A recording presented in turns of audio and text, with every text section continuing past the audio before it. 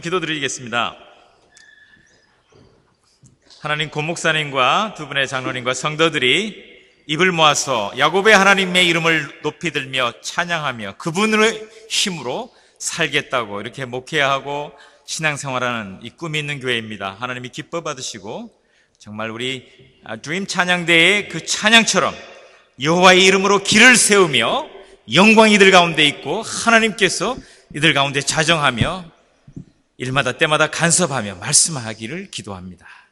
오늘 하나님의 말씀을 열었습니다. 특별히 학개서의 말씀으로 이렇게 꿈이 있는 교회를 세운 6주년 감사 예비를 하나님 앞에 올립니다. 하나님께서 이곳에 함께 하셔서 우리의 고막이 열리고 우리의 심령 골수까지 열려서 하나님의 뜻을 깨닫고 그대로 실천하고 삶에 적용하는 용기와 힘을 더해 주옵소서. 예수님 이름으로 기도합니다. 저는 오늘 여러분과 더불어서 학개서에 있는 말씀, 특별히 포로 이후에 이스라엘 백성들이, 유다인들이 어떤 현실에 놓여 있었는가, 그것이 오늘 우리 꿈 있는 교회나 저나 우리 시드니에서 신앙생활을 우리 모두가 어떻게 동일시되고 또 거기서 우리가 무엇을 발견할 수 있는지 한 몇 가지로만 살펴봅니다. 많이는 안 하고 3가지만 하니까요.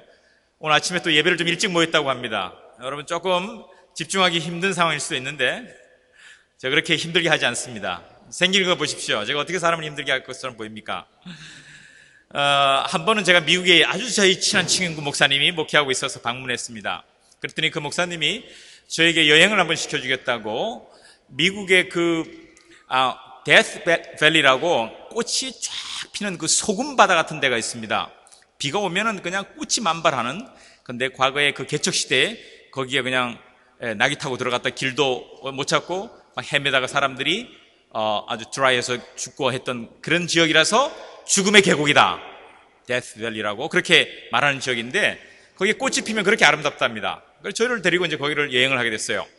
그러면서 당신의 체험담을 얘기하는 거예요. 한 번은 당신 목사님 어머님 교회에 목사님과 사모님이 한번 방문했대요, 미국을. 그래서 여행을 또 하게 됐답니다. 그런데 여행을 하다 보면 거기에 이 전망대가 하나가 있어요. 아웃룩이 이렇게 하나 있는데 그 아웃룩에 가보면 그 미네랄들이 말입니다, 무기물들이 수천 년 동안 이렇게 막 녹고 막 이래가지고 형형색색의 이 색깔을 만들어내고 구름과 산과 이런 것들을 오밀조밀하게 조그맣게 인형처럼 그렇게 만들어져 있는 거예요. 너무너무 아름답습니다. 하여튼 뭐 미국의 지오그래피나 뭐 하여튼 이런 자연에 대한 거 이런 거 하는 그런 프로그램에서 그게 막 나온다고 그래요. 근데 그 아울로 그 전망대 이름이 뭔가 하면 자브라스키인가 그래요. 자브라스키. 그런데 그렇게 얘기를 하더라고요. 그래서 그렇네요. 이름이 특이하네요. 그런데 이제 제 친구 목사님이 그 이제 목사님하고 사모님을 이렇게 모시고 여기를 가서 여기가 자브라스키입니다. 그리고 이렇게 이제 보여드리고 그러니까 갑자기 사모님이 목사님을 이렇게 잡아 끌면서 당신을 잡으라고, 붙잡으라고 이렇게 이제 신용을 이렇게 하더래요. 그러니까 목사님이 이게 뭔 말인지 몰라가지고 이렇게 약간 좀 어리둥절하고 있으니까 이분들이 경상도에서 오셨거든요. 그러니까 사모님이 이렇게 힘차게 이렇게 말하대. 잡으라 이 새끼야. 이게 이제 자브라 새끼야. 이게 뭐 비슷해서 아마 그런가 봅니다. 그래서 저도 그 얘기를 듣고 아주 잊어버릴 수가 없었습니다.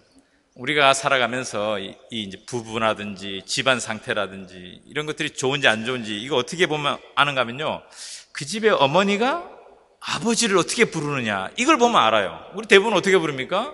여보, 당신, 또는 애기들 이름에다가 아버지를 붙여서 은혜 아빠 뭐 이렇게 부르는 거 아닙니까? 그죠?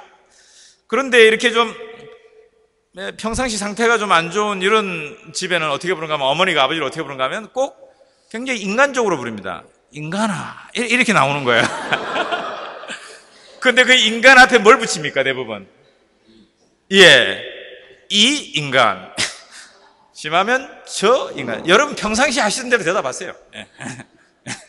이 인간, 저 인간 이렇게 나오는 거죠. 하나님께서 오늘 하나님의 백성을 부르는데 마치 이 인간 이렇게 하시면서 오늘 부르는 거예요. 특별히 2절 말씀에 만군의 하나님 여호와가 이같이 말하여 이르기를 내 백성이 말하기를 이렇게 말씀하시는 게 아니고 뭐라고요? 이 백성이 이렇게 말한다는 거예요. 내 백성, 하나님께서는 늘 당신의 백성을 말씀하실 때 내 백성, 내 사랑하는 자녀들 또는 3인칭으로 표현했을 때 하나님의 백성들 이렇게 표현하는 것이 긍정적인 대부분의 표현입니다. 그런데 하나님하고 하나님의 백성과의 상태가 안 좋은 거예요. 그러니까 하나님이 뭐라고 말씀하시는 겁니까? 이 인간아 이런 것처럼 이 백성 이렇게 부정적으로 표현합니다. 히브리어 성경에도 그렇게 나와 있는 거예요. 암하제 이 백성이 말하기를 하면서 약간 항의조의 그런 어투입니다. 매우 부정적인 호칭입니다. 성경에서는 대부분 내 백성이라고 이렇게 나와 있는데 이 백성이라고 부르는 때는 상당히 거부감이나 가능하면 부르고 싶지 않은 그런 마음이 거기에 들어있는 겁니다. 하나님께서 마치 이 인간들아 이렇게 말씀하시는 겁니다. 하나님의 성전을 재건하고 건축하는 문제가 이 학개서의 주제 아닙니까? 그런데 매번 문제가 발생합니다. 이 문제가 어디 가서 걸리는가 하면 하나님의 거룩한 성전을 건축하는 이 문제가 어디서 걸리는가 하면 다른 데서 걸리는 게 아니에요.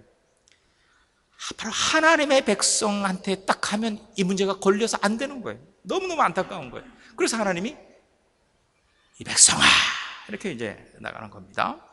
이 사람들은 대놓고 하나님의 성전 건축을 방해하지 않습니다. 그런데 그 사람들이 하는 말은 아직도 때가 성숙하지 않았습니다. 이렇게 이제 주장하는 겁니다. 그래서 하나님께서는 그 선지자 학계를 통해서 거리감을 두시면서 이 백성이라는 그런 아주 관계하고 싶지 않은 그런 표현을 씁니다. 그런데 이 2절에서 이 하나님과 이 이스라엘 백성에 대한 이런 관계가 서먹하고 매우 경색되어 있는 부분이 나타나는데 12절로 넘어가 보십시오. 살디엘의 아들 스룹바벨과 여호사닥의 아들 대제사장 여호수아와 남은 모든 백성이 그들의 하나님 여호와의 목소리와 선지자 학개의 말을 들었다 이렇게 나오고 있습니다. 여기서는 하나님의 백성, 내 백성 이런 그 하나님과의 그 가까운 관계가 다시 폭발적으로 회복되는 표현이 나오는데 그게 뭔가 하면 남은 모든 백성이라고 하는 표현입니다. 물론 이 백성, 남은 모든 백성이라는 것은 포로에서 돌아온 백성들 그리고 이스라엘 땅에 정말 구차하게 살아남았던 백성들 전체를 통틀어서 하는 말입니다. 그런데 문제는 남은 백성이라고 하는 이 남은이라고 하는 이 뜻은 구약 성경에서 항상 환난과 고통 가운데서도 하나님에 대한 믿음과 신앙을 지키고 살아남고 끝까지 붙잡고 있는 자들, 존귀한 자들, 소중한 자들,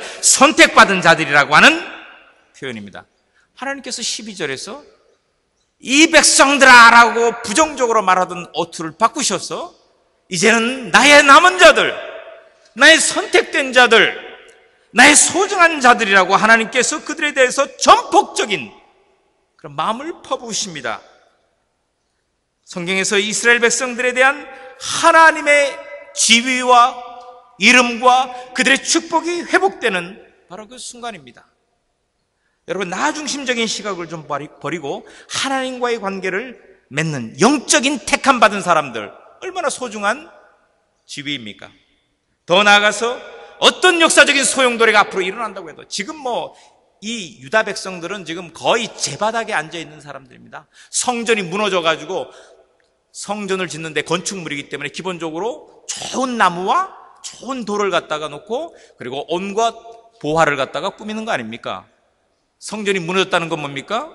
돌 위에 돌 하나도 남지 않는다는 예수님의 표현처럼 지탱하고 있던 나무들이 다 그냥 불타고 없어진 거죠. 좋은 나무들은 다 빼갖고 다 그냥 착취해가고 그러니까 돌이 다 무너져서 엉망진창이 되고 그 안에 있는 보석들 다 꺼내갔으니까 그냥 돌무더기 폐허 더미가 되어버린 겁니다. 이런 상황에서 뭐 더 어떻게 역사의 소용돌이와 지각변동이 일어난다고 달라질 것이 있겠습니까? 그럼에도 불구하고 이 앞으로도 어떤 고난과 재난이 닥칠지라도 하나님의 영원한 나라를 상속받는 천국의 진 백성들 남은 자들로 하나님께서 이들을 지키시겠다. 이것이 12절에 하나님의 약속입니다. 그 말씀 그대로 하나님께서 성령을 부으시며 하나님의 말씀에 감동받게 하고 학개 선지자의 말씀에 감동받게 하고 성전 재건이 이루어지는 놀라운 역사가 12절부터 시작되어집니다.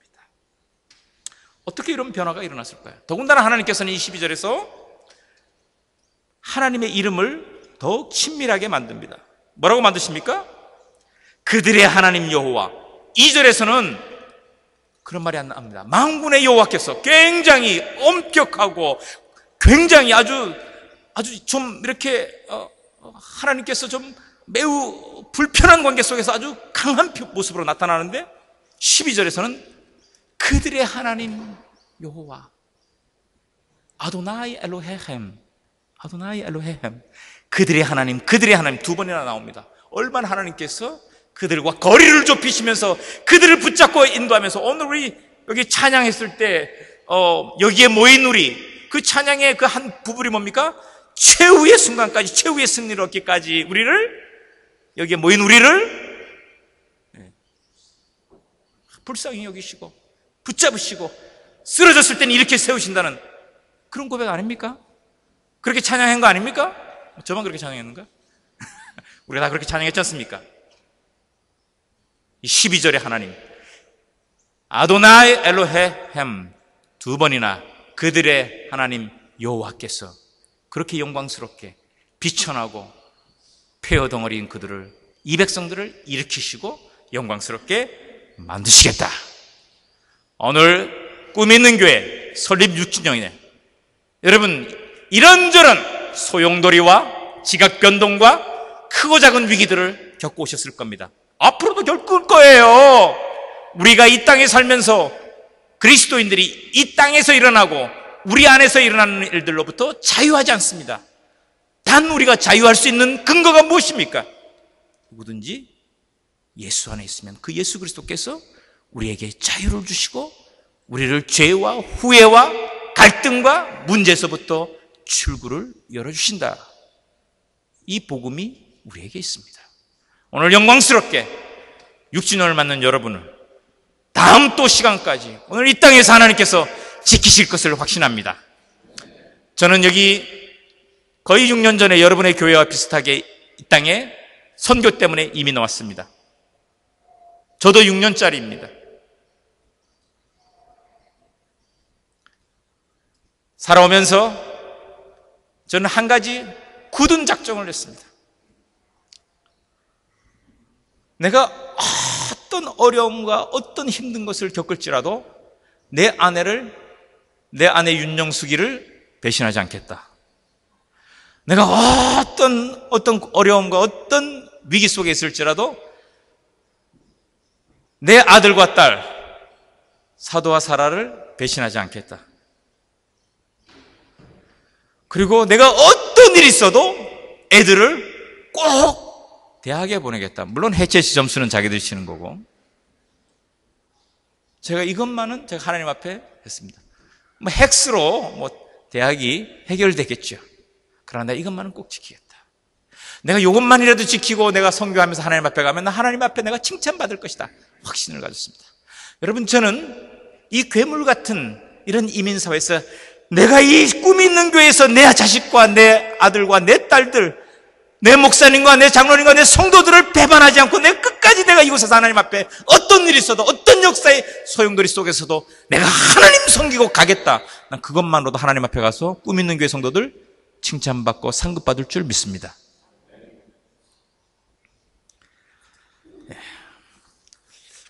오늘 이렇게 좀 학개서가 이렇게 1장에 보면 1절에서부터 12절 이하까지 이렇게 보면 큰 틀로 줌을 해가지고 큰 틀로 보면 이 백성이 이렇게 하나님의 남은 백성, 소중한 선택된 백성, 친백성으로 변화하는 그림입니다.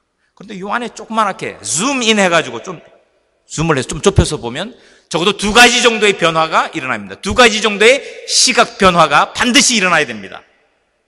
왜냐하면 이 백성들이 가지고 있는 시각 차이가 하나님하고 너무 커요. 너무 달라요. 이거를 극복을 해야 됩니다.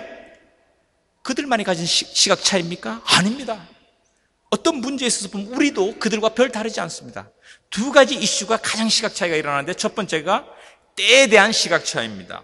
여러분 1절과 2절에서의 내용이 뭡니까? 너무도 시간의 흐름, 시각, 어떤 그 시점에 대한 강조가 1절과 2절에 많이 나옵니다. 여러분 제가 쭉 읽어봤어요. 이렇게 읽어보니까 한 10번 정도 시간에 대한 단어가 나옵니다. 아니, 제가 찾아봤다니까, 여러분. 저를 믿으세요. 제가 히브리어로 제가 다 찾아봤다니까. 볼래요, 여러분? 비시나트 슈타임. 2년, 제2년. 벌써 연이 나오죠? 숫자 2가 나오죠? 시간에 대한 언급이죠? 호데샤슈시, 6번째 달. 벌써 2번 또 나오죠? 뭐 이런 식으로 해서 가면 한 10번 정도, 히브리어에 보면 자세하게 보니까 한 10번 정도 나와요. 아니, 1, 2절 이 좁은 절에 시간에 대한 언급이 이렇게 많이 나오는 건 학계 선지자가 받았던 그 예언의 말씀 가운데 그 당시 상황이 시간에 민감한 거예요, 사람들이. 때에 대해서 굉장히 민감한 거예요. 이 백성들이 뭐라고 말을 합니까? 시간에 대해서 2절에 보면 여호와의 전이 건축될 때가 아직 이르지 아니하였다라고 하는 말로 3절에 보면 2절 3절에 보면 쭉 나옵니다. 매우 묘한 얘기입니다. 왜 하나님께서 이 이스라엘 백성들이 왜 다른 불평들도 들었을 텐데 시간에 대해서 불평하는 것, 여호와의 전을 건축할 시기가 이르지 아니하였다, 이렇게 말하는 부분에 하나님이 매우 신경을 곤두세우고 여기에 예언을 주셨을까요? 원래 이 말은요, 여호와의 전을 건축할 시기가 되지 않았다 이렇게 말하는 게 아니고 여호와의 전이 건축될, 누가 할지는 모르겠지만 건축될 때가 아직 이르지 아니하였다라고 하는 여론입니다. 당시의 여론이 이렇게 들끓었다는 겁니다.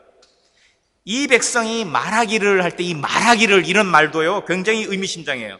그건 뭔가 하면 한 번만 이렇게 말한 게 아니고 옛날에도 그렇게 말하고, 성전이 지금 건축하다가 중단된 것이 자그마치 17년이나 된 겁니다.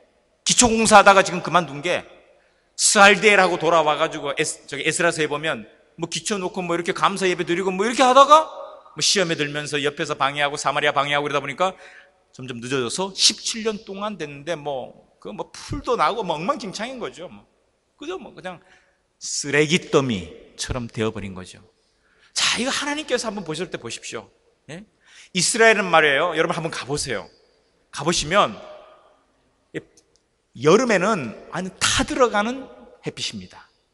사람이 이렇게 누워있다가 직사광선을 이렇게 이 눈에 자기도 모르게 누워서 잠들어 버리니까요. 잔디밭에서 한 5시간 이상 많이 이렇게 쏘이면은 실명의 위기에 걸립니다. 이스라엘에서 가장 많은 것이 피부암, 호주보다 더 많습니다. 그만큼 햇빛이 강해요.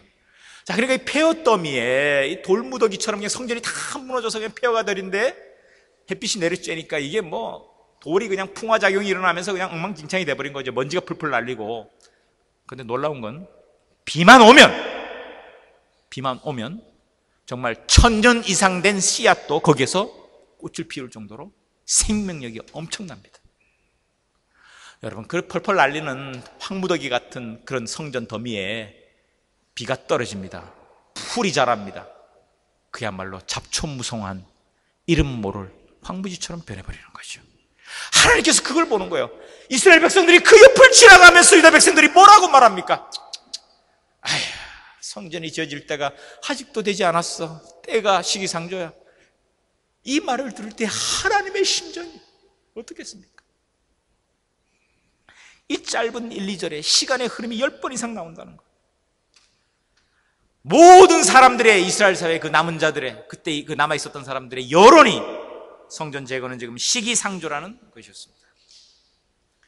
바로 이 백성이 말하는 화두, 주장, 모든 여론의 결론, 시기상조, 성전 건축, 끝이에요.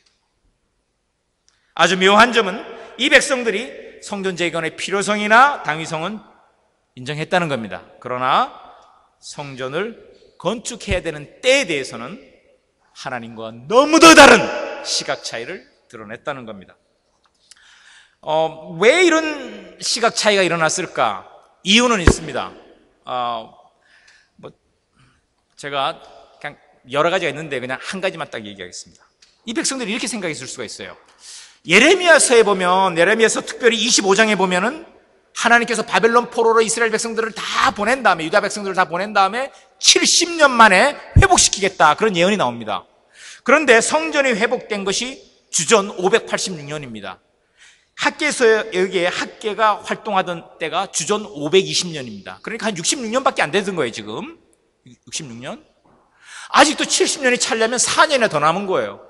그러니까 이 백성들은 뭐라고 생각하는 겁니다. 앞으로 한 4년 정도는 더 있어야 되겠구만. 그래야 하나님께서 뭐 하늘에서 무슨 역사가 일어나고 우리 가운데 놀라운 변화가 일어나면서 뭔가 하나님께서 성전을 건축하는 기이한 일들을 보이실 거야. 성취하실 거야. 이런 시각입니다. 매우 합법적인 구실입니다. 그러면서도 더 예레미야 25장에 근거한 매우 성경적인 설득력이 있는 겁니다. 여러분, 사탄이 우리를 공격할 때 무엇으로 공격합니까? 하나님의 말씀을 가지고 우리를 공격합니다. 하나님 말씀에 우리의 믿음이 분명하지 않으면 우리의 영적인 상태가 이 백성처럼 되어버리면 충분히 의심할 만한 아주 그런 부분들이 있습니다. 그런 부분들을 가지고 와서 예수님을 공격하고 시험했듯이 우리를 공격하는 겁니다. 이 백성들이 지금 그런 덫에 걸려 있는 겁니다.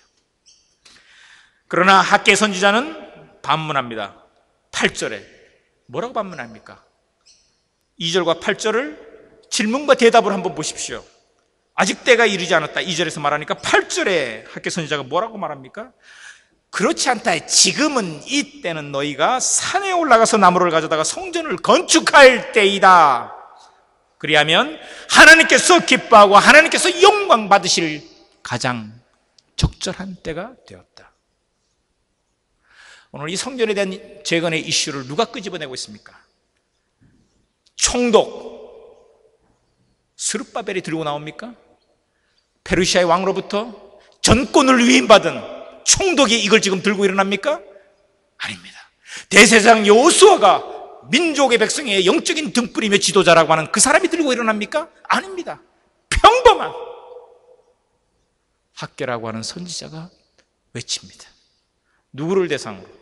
일대, 총독, 대제사장, 그리고 모든 이 땅의 백성들을 대항해서 일어납니다. 뭐라고 말합니까?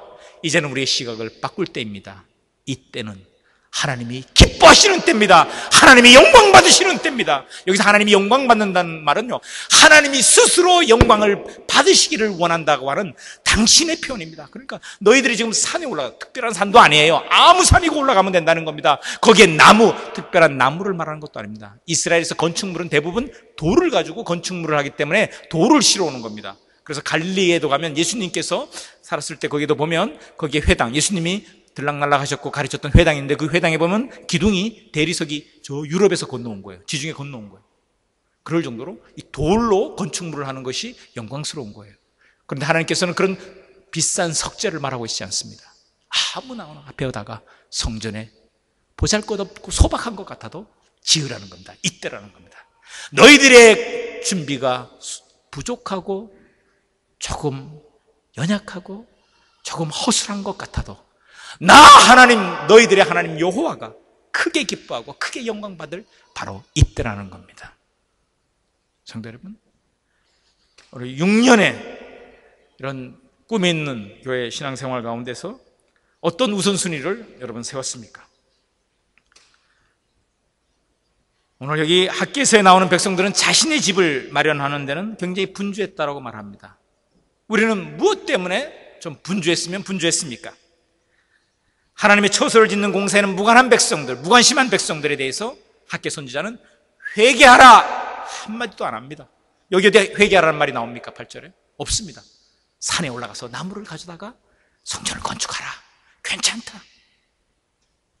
성도 여러분, 저는 하나님께서 우리에게 꼭 회개를 받아내시려고 막 안달복달 하시면 잘못했다 그래 빨리 지금 이렇게 하시는 분이 아니에요.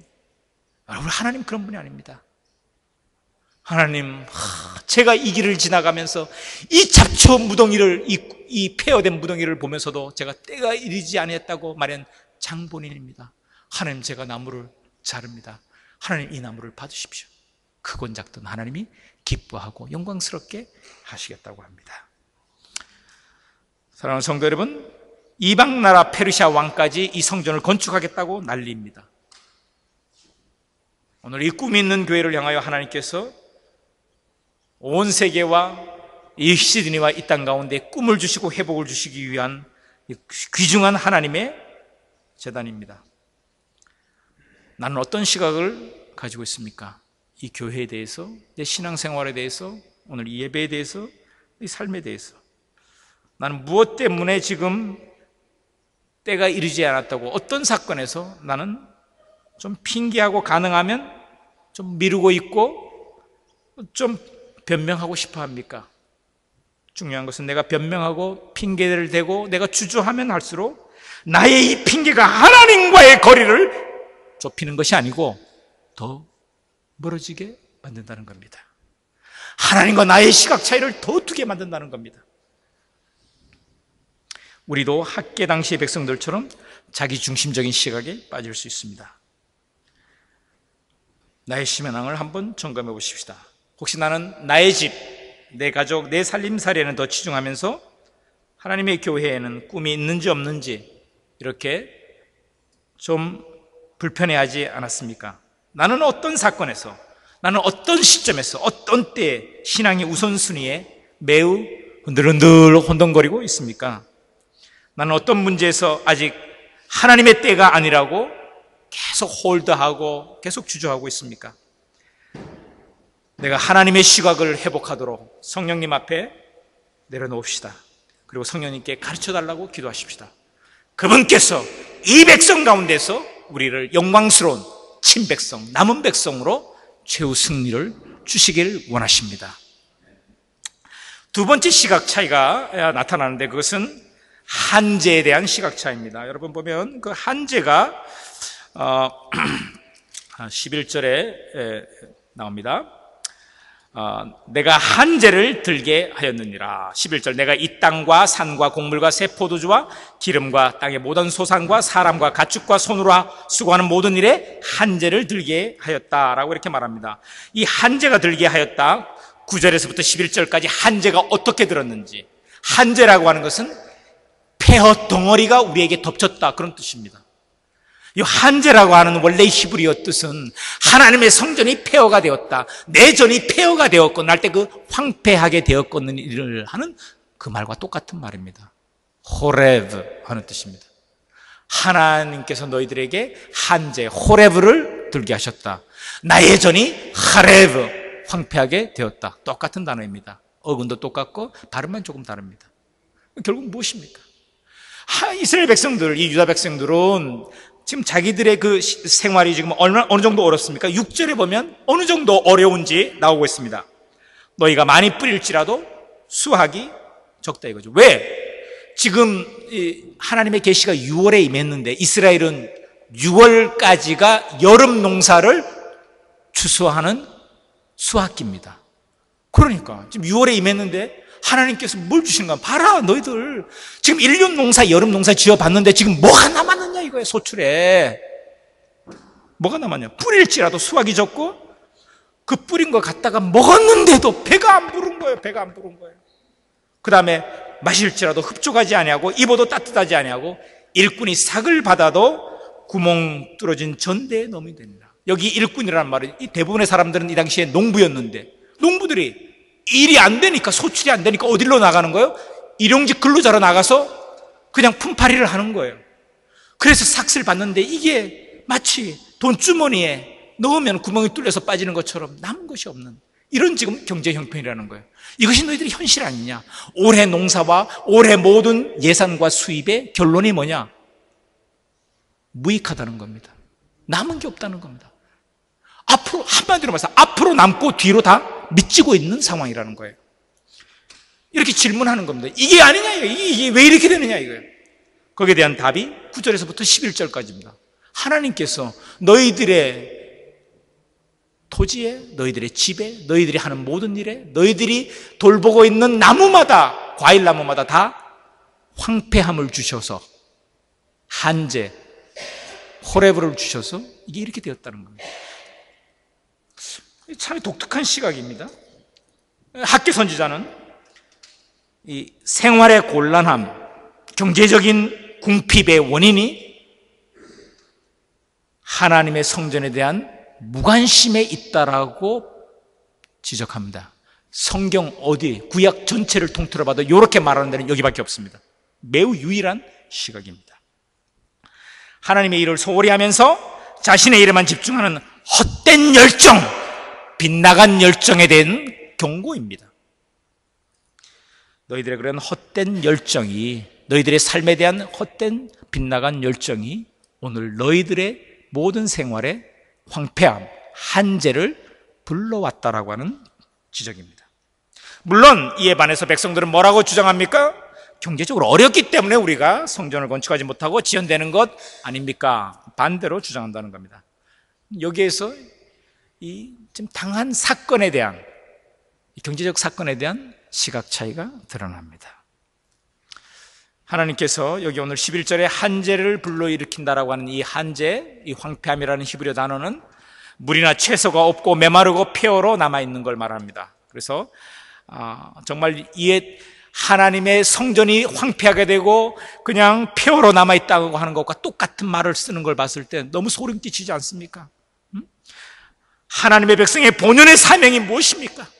하나님의 이름을 찬양하고 그 성전에서 여호와의 이름을 찬양해서 온 땅 이스라엘뿐만 아니라 한국과 차이나와 이 땅에 있는 모든 백성들이 하나님을 믿고 경배하도록 중보하는 그 사명 아닙니까?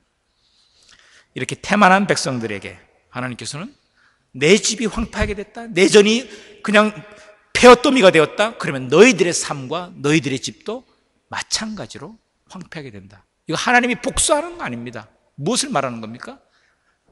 하나님의 백성의 삶과 하나님의 성전과 불가분, 이것은 함께 직결되어 있다라고 하는 말입니다. 그러나 이 백성들은 주로 어떻게 했습니까?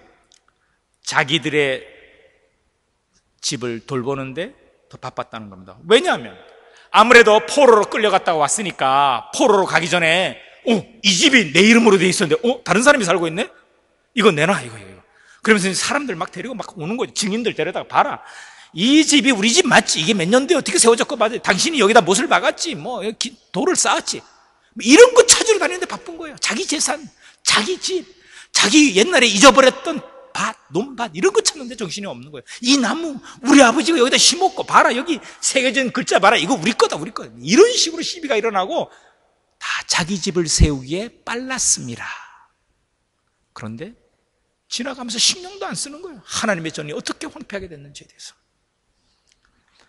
오늘 학개서만이 유일하게 하나님의 성전과 하나님의 백성은 공동 운명체라고 지적하고 있습니다. 사랑하는 성도 여러분, 우리들의 삶을 한번 보십시오. 저는 뭐 인생을 많이 산 사람이 아니지만 그래도 인생에 대해서 놀라운 통찰력을 가지고 있는 분들의 결론은 뭡니까? 인생은 뭐다? Problem, crisis. Problem, crisis. Pause, 휴지. 조금 쉬었다가. 이거를 peace라고 그럽니다. 좀 살만하다. 저기서도 problem, crisis. 이 연속이란 problem, crisis. 이게 우리 삶의 연속 아닙니까? 우리가 한숨 돌리고, 이제 애들 좀 키워놓고 이제 좀 할만한가 그랬더니 병원에서 큰일 났는데요, 수술 받아야 되는데요. problem, crisis. 이것이 우리 짧은 인생의 사이클입니다. 오늘 하나님의 백성이 포로 이후에 하나님의 성전을 17년 동안 건축을 미뤄두면서 생활이 어렵습니다. 집이 안 됩니다. 그러면서도 자기 것들은 그래도 좀 챙기면서도 이런 프로블럼 저런 프로블럼 하면서 크라이시스, 한재가 덮치고 난리가 납니다. 이럴 때 이 6월에 이 여름의 수학 마지막에 하나님의 말씀이 학개 선지자를 통해서 임한 겁니다. 너희들의 시각을 바꿔라. 때에 대한 시각을 바꿔라. 그리고 이 한재에 대한 시각을 바꿔라. 이것은 단순히 하나님이 너희를 저주하는 것이 아니라 너희와 하나님의 성전과는 뗄래야 뗄 수 없는 운명 공동체이다. 내 집이 황폐하면 너희들이 황폐해지는 거고, 내가 영광받고 내 이름이 높아지면 너희들이 존귀하게 되고, 너희들이 남은 친백성으로, 택한 백성으로, 복된 백성으로 되는 것이다. 지난 6년에 우리 꿈이 있는 교회를 한번 돌아보십시다. 우리에게 어떤 problem, crisis가 있었습니까? 우리에게 어떤 한재, 호레브, 황폐함이 있었습니까? 그런 것들은 우리를 처벌하시고 우리를 하나님 앞에 우리를 저주받게 하는 그런 것이 아니라 도리어 이런 한죄와 이런 황폐함이 마치 하나님의 백성과 하나님과의 거리를 좁히듯이 우리와 하나님과의 멀어졌던 거리들을 좁히고 가까워지게 만드는 하나님의 은혜이고 부름입니다. 말씀을 맺겠습니다. 역사라는 것이 무엇입니까? 1년의 시간의 흐름 가운데 일어나는 사건의 해석 아닙니까? 지금 사건이 지금 뭡니까? 성전이 무너져 있고 황폐하게 되었고 사람들의 삶이 황폐하게 되었고 무관심하고 자기 일에 바쁘고 집 찾기에 바쁘고 재산 찾기에 바쁘는 이런 사건들로 연속되어져 갑니다. 크라이시스가 일어납니다. 한재가 들고 난리가 일어납니다. 그러면서도 때가 성경 건축의 때가 이루어지지 않았다고 합니다. 하나님 앞에서 아무렇게 쓸모없고 하나님이 사용할 수 없는 역사입니다. 이럴 때 하나님께서 적어도 두 가지의 시각 변화를 요청하십니다. 아니다!